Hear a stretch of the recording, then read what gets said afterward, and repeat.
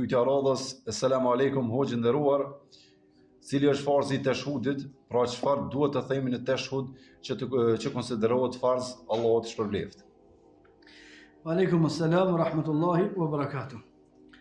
Ka tek mëdhëbet dhe të dietarët sqarime ose mendime të ndryshme se çka është e domosdoshme me thonë në tehijat. Besoj që e ka fjalën.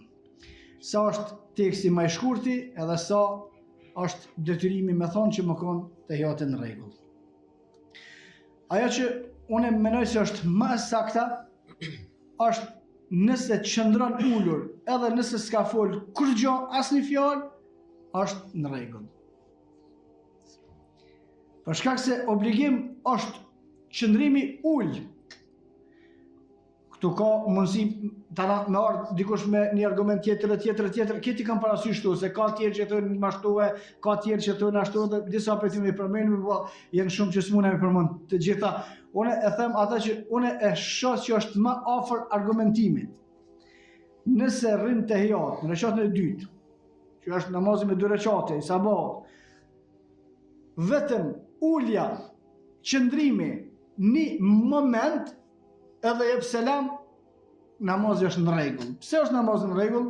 Për shkak se kjo ka bë uljen, e ka krye qëndrimin ulur, i cili është kusht.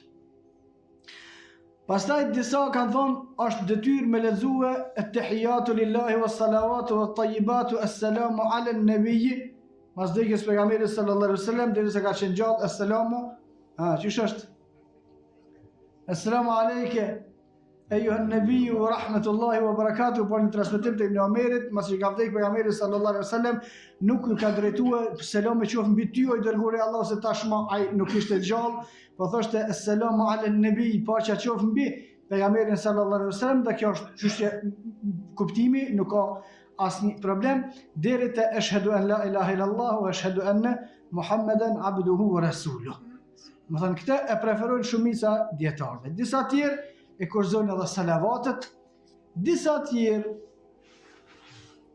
e kurzojnë edhe një dua tjetër, Allahumma inni a'udhu bika min al-kufri wal-faqr, a'udhu bika min masihi ad-dajjal, a'udhu bika min adhab al-qabr wa a'udhu bika min adhab an-nar.